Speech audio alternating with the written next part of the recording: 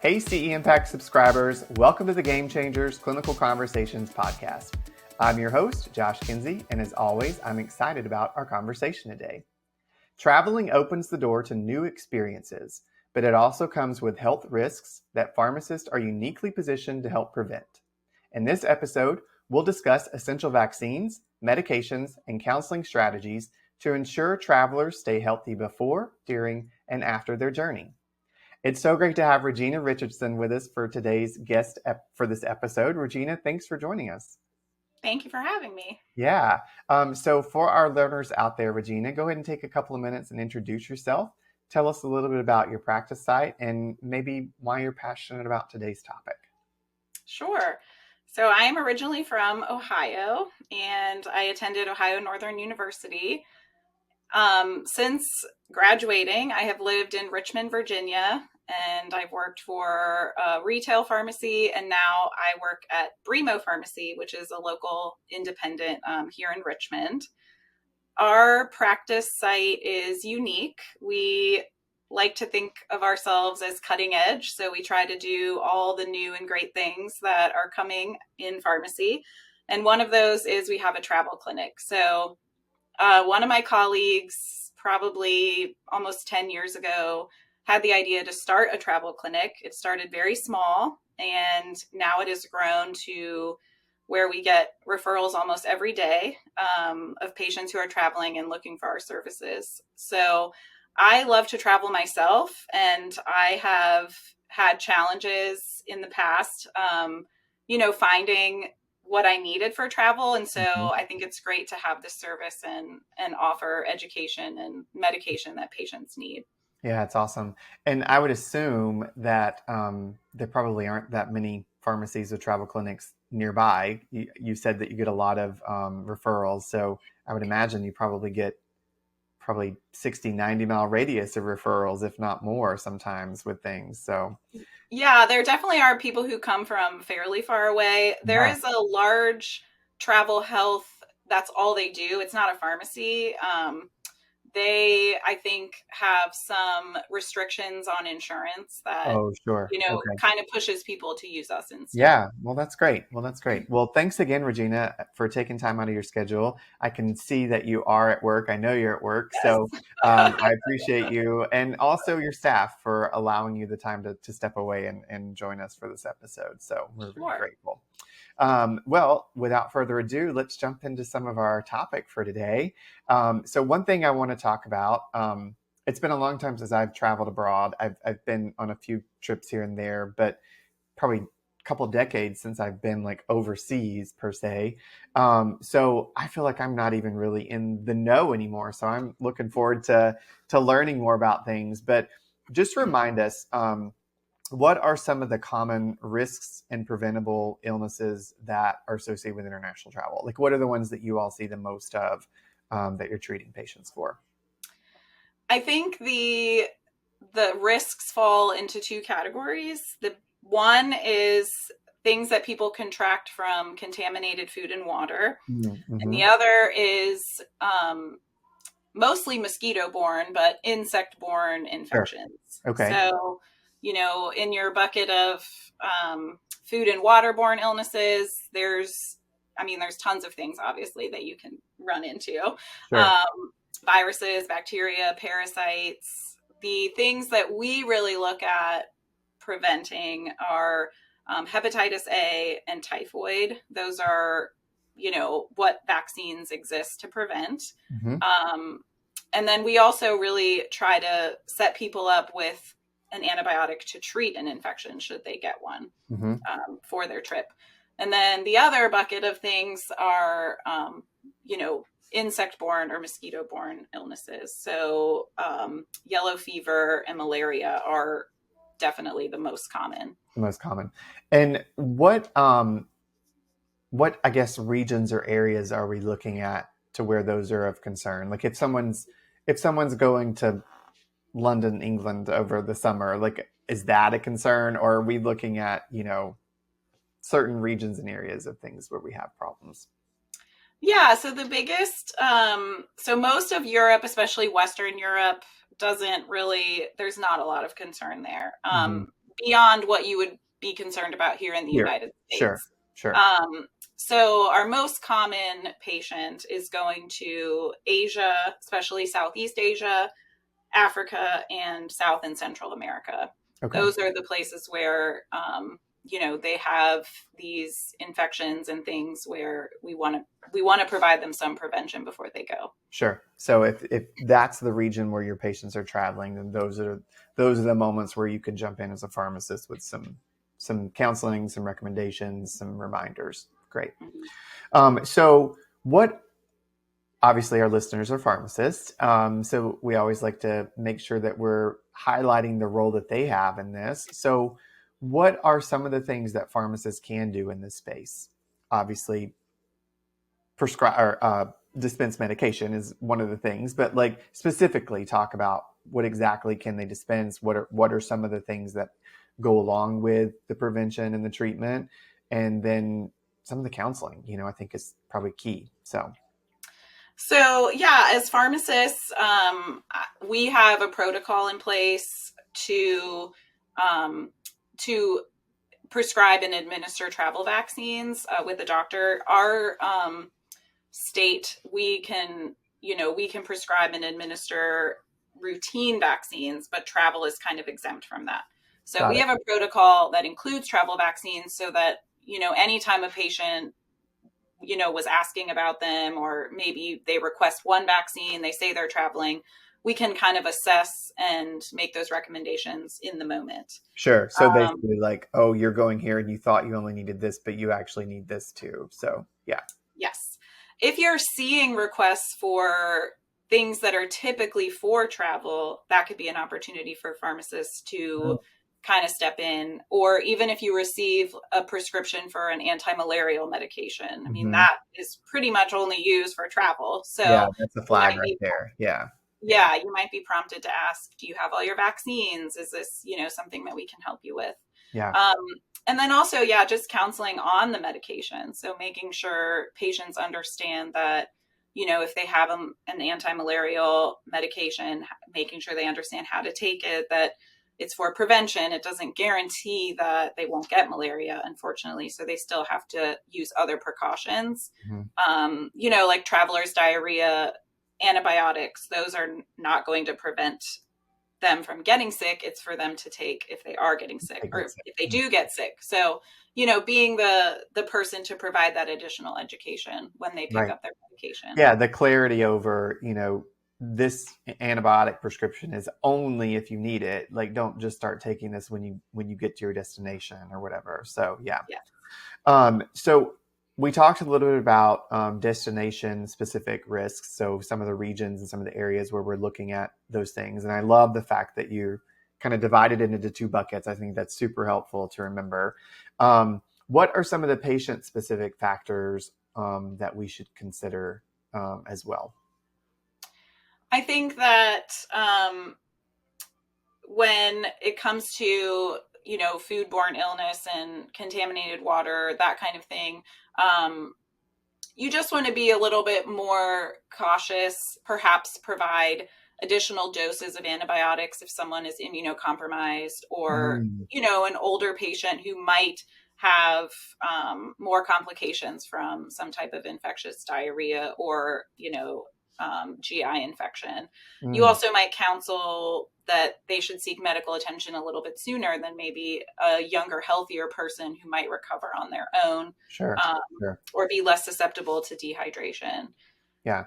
Um, the same kind of thought process goes along with something we haven't talked about yet, which is altitude sickness. Mm, That's something that we don't do all the time, but sometimes, we have patients who are climbing Mount Everest, or, wow. Mount Kilimanjaro, or just going to places like Peru is an example where people are typically going to high altitudes. Mm.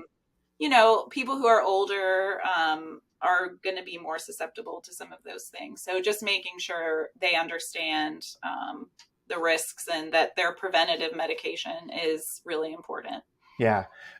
You made me think of something that I'll ask here when we were talking about like dosing and if they're an older patient and if they're immunocompromised and whatnot. Are we also do dosage, and you don't have to get into specifics, obviously, but I assume dosages differ based on the age of the patient as well. Like if we have a teenager going on a mission trip or something, would that, do you have to consider, okay, they only get 3 days of you know, antibiotics, whereas somebody else would get five or whatever. Are there specifications there, or is it pretty much across the board? The guideline for traveler's diarrhea is pretty uniform. It's really only weight based. Mm, The got it. only time we really deviate is if we typically recommend azithromycin. So if someone has an allergy, is usually the only time we Oh, sure. deviate, Yep. and pick a different agent. For anti-malarial medication, that is also usually only weight based. So, for children, the dose is different, Hmm. but adults typically get the same dose. I think there is a contraindication for people with very severe renal impairment, Okay. but I mean, for the most part, I think it's like, I forget the actual number, but for the most part, the patients that we're seeing are not in that category. Okay. But if they were, then that just isn't an agent that they could take. Gotcha. So there are specifics to look at, like you said, just with in general for dispensing medications, you're going to be looking at allergies and weight based and things like that. Okay, that's good. That's helpful. What about timelines? So I know that some people are not as organized as I would call myself, and so they may not be planning their trip ahead, 6 months in advance or whatever. Like when should people like if they were to ask you about it, if you don't have a full-fledged travel clinic in your pharmacy and they're just asking you for advice, like when should they be getting certain vaccines? I assume there are schedules based for all of them, and when should they, any sort of preventative treatment, is there certain timelines that they should be following? I usually tell people that earlier is always better, Hmm. because I think the shortest efficacy for the vaccines that we typically recommend is the typhoid vaccine, but it's good for 2 years. So, you can't get them too early, I guess is Sure. my point in saying that. It's usually recommended to get vaccines 10 to 14 days before Travel. entering wherever you're going. Got it. So that gives your body time to have an immune response. Yeah, that's really what I was asking. I guess I didn't set you up very great with that one, but that's what I It's meant okay. was are there, you got it though. Thank you for reading my mind. But that's what I meant was like, is there a period of it needs to take this long to work, that kind of thing. So the latency period. Yeah, so that's perfect. That's so 2 to 10 to 14 days is typical. Are there any that are longer than that or specific? Not to my knowledge. The malaria medication that we typically recommend is Malarone, and that only needs to be taken 2 days before. You start it 2 days before you enter where you're Okay. going, so that gives people some time. I think that if patients are traveling, starting the process before the 14 days to make sure the pharmacy has everything you And need, and covers it your doctor and needs to be yeah. involved and things like that. But Yeah. yeah, getting the vaccines 14 days before will ensure that an immune response has happened by Yeah, the no, time that's you're great. Yeah. traveling. So it doesn't have to be, it doesn't need to be someone who would pre-plan like I would, 5 to 6 months in advance. We're not talking about those kind of pre-planners, but we need at least 2 to 3 weeks notice. So, okay, Yeah. that's helpful. Okay, so on that note, let's segue into some more of those. You've mentioned some already, but some additional opportunities for pharmacists to kind of be involved in this space. So, you mentioned that your store has a full-fledged clinic. So, like in my mind, when I hear travel clinic, I immediately think of like this extra little space over in the corner that's just about travel. Is that how it works, or is it literally just the fact that you have the knowledge and the protocol and all that kind of stuff? Like, give us a little bit of insight as to how kind of you're set up at your practice site, I guess. Yeah, we have a clinic room at our pharmacy Okay. that's out in the store, but it is its own room, its own space. It's private. So we do all kinds of things in there. That's where we do all of our appointments. Travel is just one part of that. So patients submit a form online and give us all their information, where they're going. We ask certain health related questions, and then we determine what they need. We reach out to their doctor for the malaria, traveler's diarrhea, or altitude sickness medication if those are needed. And then when they come in, we give them the education and then give them any vaccines that they need. Okay. So I guess my point there was it doesn't have to be a dedicated space. So if another store is offering immunization services in general, that patient specific space could also serve for a travel clinic as well. Correct. Yeah, I think any space that is set aside for you to give immunizations or counsel a patient could Hmm. be utilized for, yes, for Perfect. travel. Perfect. Yep. So what are you've touched a little bit on some of the education points and how counseling is super important and whatnot. What are some of those nuances? Like, what are some of the things that we absolutely want to be sure that we are counseling on? Are there specific side effects from some of the medications that we need to alert people to so that they aren't alarmed, or if it's something that they're taking by mouth that they don't stop taking because adherence is key? Like, what are some of those high key counseling points, pain point medications that need counseling? I think the malaria medication is really important. Sometimes it does cause an upset stomach for patients, so we Okay. usually tell them to take it with food. Um, we also, frequently will have pediatric patients who need malaria medication. It's only available in a tablet, so we counsel on crushing it, mixing it with food, but then patients should receive the medication right after that. It shouldn't be like mixed and set aside for later. Mm, That's something sure. that we counsel on. Hmm. For malaria medication, it's important that they take one tablet a day for the entire trip. And then they also have to continue for 7 days after they come After. back. Hmm. Yes. Yeah. Because there are certain types of malaria that can be latent and present later on. So Hmm. taking it after they come back is really important. Hmm. Um, No, go ahead. Sorry. okay, sorry. No, please. For the traveler's diarrhea antibiotics, we make sure they know, this is for treatment. This is not for maybe like I just ate something that didn't really agree with me and my stomach's a little bit queasy. This is, you have maybe some cramping, fever, diarrhea, vomiting that's not getting better. We Sure. also make sure they understand that an antibiotic is obviously for a bacterial infection, but there's parasites and other things that might be present. And if this antibiotic does nothing for your infection, you will need to, seek treatment at your destination Hmm. because they will have what's best for treating those types of things. Right.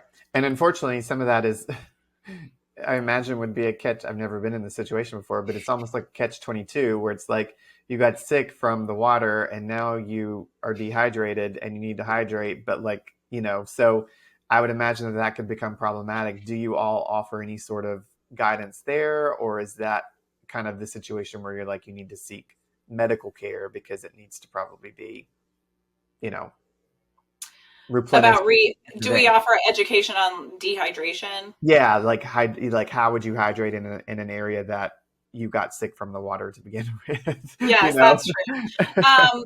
So part of our education is just about drinking the water generally. So I think it can be challenging because there's no way to know the water quality everywhere. Hmm. And it kind of also depends on where they're staying and what's provided for people who are traveling. But we normally counsel everyone that when there's a doubt, make sure you're drinking bottled water, Hmm. avoiding ice because it can be made with contaminated water. Also understanding that you might be visiting your family or your friends who are drinking the water with no issues. However, they're they are accustomed to drinking that water. So, Wow. when the water that you are drinking has just different microbes in it in different Yeah, places. and And if then it you've can grown upset up the stomach. there, Yeah. that's something that you're used to. So someone coming from somewhere else might have, a reaction or get sick from the same water. So we do go over just general water and food safety as part Hmm. of our education. Yeah. No, I think that's probably what, I mean, you've given some great points and they're all resonating, but that one to me really resonates because it's almost like, oh, well, so and so's drinking it. So, I'm in their house, so it must be fine. So that's really key to also realize, yeah, that's great, great advice. One thing that you mentioned, and I meant to talk about this earlier and I didn't, because you mentioned like it depends on where you're going and whatever. So, what if you're going into an area that is usually of high concern with water quality? Like you have a lot of issues in this area, but you're going on, and it's an all-inclusive resort or something like that. Is there still a concern, or are we assuming that those quote unquote elevated places, resort style things or whatever, that they're filtering properly, or is should there still be great concern there? I think with food and water, you have to trust the information that's available to you as a traveler. Hmm. Hmm. So you should probably ask. A lot of times people are traveling with groups, or, they have travel agents or tour guides, things like that. Sure. So asking those questions to, the people that are the most knowledgeable about where you're going. Yeah. And then, but you also have to be okay, like, with trusting their answer. So Hmm. I usually say, when in doubt, bottled water. Yeah. However, if there's information that says we use a special filtration system or Hmm. something like that in our resort, then I think you can trust it. Yeah. It varies so much. I think water is Sure. something that's really difficult because um, you don't always have all the information Yeah. um, as the person giving them advice. Yeah, no, that's great. That's great advice. I just wondered if there was a different approach in your protocol based on that. And it sounds as though, I mean, what you've Yes. given me is exactly that. Like you need to ask the questions, listen to the answers, and then that allows you to make informed decisions as to whether or not you want to trust it or if you just want to be super cautious and always Yeah, drink bottled so water. on our form that we have patients fill out, one of the questions is about, where are you staying? A Mm, hotel? Are you mm-hmm, camping? Are mm, you staying with friends? sure. Because there are certain things that you are more likely to get if you're staying, somewhere that doesn't have air conditioning. Like, there's Mm-hmm. more mosquitoes Yep. that are going to be there. So you have to take all of those things into consideration as Yeah, far or as. if you're sleeping in a treehouse under the stars, you're going to be Yes. more susceptible Yes, to, you want to make to sure you other have things. mosquito nets and stuff like that, Yeah, yeah, as for opposed sure. to an air conditioned hotel. The risk is Exactly. lower. Yes. Exactly. That makes sense. So those are again, so it's important for pharmacists to ask the right questions too. And it sounds like your intake form is very thorough. And I think that that is a recurring theme that we're seeing with you is that, we asked them this already, and that's how we know to guide our consultations, which is great. Okay. So one other thing, let's talk about some of the challenges. Let's do that in our last few minutes here. So, some of the challenges that you might encounter, um, are any of the vaccine schedules complex? Like, is it difficult to get in all the doses, especially if you have a late comer?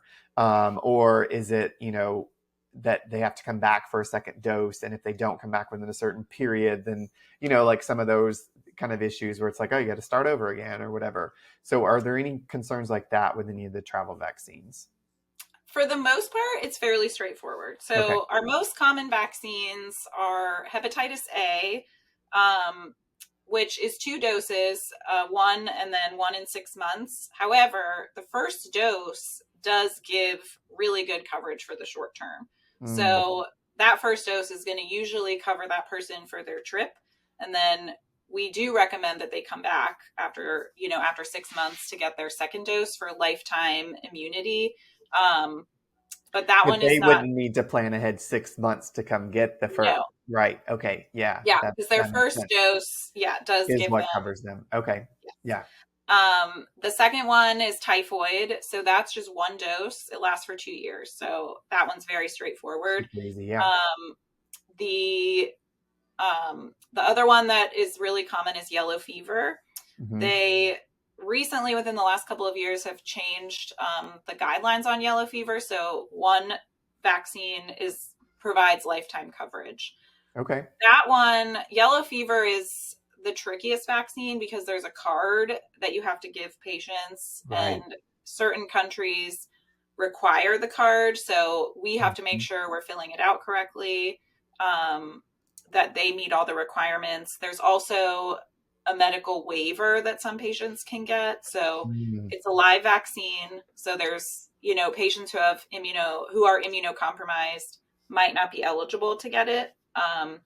Also, patients over the age of 60 are more likely to have some adverse effects, Mm. which can actually be very serious. So there's like a viscerotropic, is what it's called, adverse event. It's like can cause multiple organ failure. Wow. And there's also a neurologic, I guess, side effect, you could say, that can be really severe. So making sure we identify which patients should and All should right. not get the Risk. Yeah. vaccine is Yeah. important. Yeah. Very important. So another concern, or potentially, with vaccines is sometimes the quantity in which they come. Um, so is this something that you can just offer on a whim, or do you really have to double down because you're going to have to buy 10 yellow fevers, or you know what I mean, 10 doses of that? So if you can speak to a little bit of kind of how that's packaged and whatnot, that would be helpful. Yeah, that's actually a challenge that we had in the early days of our travel clinic when we had not as many patients. Sure. So typhoid luckily comes as a single dose, so that one's easy. Okay. Hepatitis A and B are routine enough that you would probably, or you Utilize could it. use the doses. Mm-hmm. Yellow fever does come as a pack of 5. You also have to get special, I guess, registration as a Clear. site, Mm-hmm. because Yep. you have to get a stamp to, give the cards. Right. And then I'm trying to think of other ones. The one that we used to have a challenge with was the polio vaccine, because it's a multi-dose vial. And we always operated under the assumption that after 28 days, you had to discard Just it. fine. Mm-hmm. However, that's actually not the case. We were able to find information that vaccine is good for the life until the expiration date on the bottle. So Even that if is it's been helpful. opened. Yeah, that's really Yeah. helpful. So Okay. that's been really helpful in us being able to offer that, for more patients. So what I'm hearing is there aren't too many barriers to offering travel health vaccines and services. So I hope that our listeners are motivated by this and really realizing that this is a viable opportunity to kind of increase um, services that are offered to patients and potentially revenue streams for the pharmacy. So quickly, we only have a couple minutes left, but do you have any barriers to reimbursement? Are there any special considerations? Is there a lot of times where the patient's having to pay cash for things and that's a problem? Like, if you can just kind of speak to that component of it too. Yes, a lot of travel vaccines are vaccines that are specifically for travel. So yellow fever and typhoid Mm-hmm. are usually not covered by the Okay. patient's insurance. So that's an out-of-pocket cost, which Mm-hmm. certainly can be a barrier for the patient. Sure. We do sometimes run into issues with some travel vaccines where our reimbursement is not as much as the cost. So Mm-hmm. where the pharmacy is not being appropriately reimbursed Reimbursed. for Sure. the vaccine. Sure. But the most common issue is honestly for the patient, because insurance does not see them as essential. So they just Sure. don't cover them. Sure. Yeah. And if they're planning ahead early enough, then hopefully there's time enough to kind of make arrangements and whatnot. So yeah, well, that's super helpful. I will. I always say I don't understand how I run out of time so quickly, but lots of great information. But we are already out of time for this episode. A question I always like to kind of double back to and ask is, what's the game changer here? It's our topic of our podcast is game changers, our title. And so I always like to kind of ask the speaker for the day to just summarize what you feel like is the game changer here. What have we talked about that is like the key point? I think that as pharmacists' roles are expanding, this is a really great place for Yeah. a pharmacist to fill a need that might not otherwise be filled. So it's a Yeah. great way to have your patients see you in a different light. Absolutely. And one thing I'll touch on too, you all did your due diligence to determine that in your state you needed to get a collaborative practice agreement and to work under a doctor with protocol and whatever. And so I would encourage our listeners, if this is something you're considering, be sure that you're checking your state guidelines and your state board of pharmacy as to what you can and can't do under scope of practice there. But super, like you said, this is an opportunity for pharmacists to fill that void. And I love how you put it, to have your patients see you in a different light. That's great, because I think it's really important that we're continuously sharing with our patients all the different great things that we can do as pharmacists. So yeah, great. But one thing I will mention as well is Regina is working with us to create a travel health advanced training course. She has a component in that as well, and is going to really talk about it. Correct me if I'm wrong, but I think your part of that content is about implementing and setting up an actual travel clinic. So there'll be other components of that advanced training that will talk more about the medications that Regina's mentioned, go into greater detail on some of those nuances, dosaging, as well as side effects to be aware of, counseling tips, that kind of thing. But she's going to be joining that advanced training on kind of how to implement an actual travel clinic. So thank you so much for this information. This is, I feel like, just a great quick overview that kind of reminds us all that there is a need for this. Depending on where you are, you could have a lot of patients that are in need of these types of services. And I think that these are things that, from what I'm hearing, I'm not trying to downplay the difficulties that you might encounter, but it sounds like services that are fairly easy to implement into a store and to kind of offer for your patients. So so thank you, Regina, again, for taking time out of your schedule and to share some of this insights with us. I really appreciate it. Sure. Thank you for having me. Of course. If you're a CE Plan subscriber, be sure to claim your CE credit for this episode of Game Changers by logging in at ceimpact.com. And as always, have a great week and keep learning. I can't wait to dig into another game-changing topic with you all next week.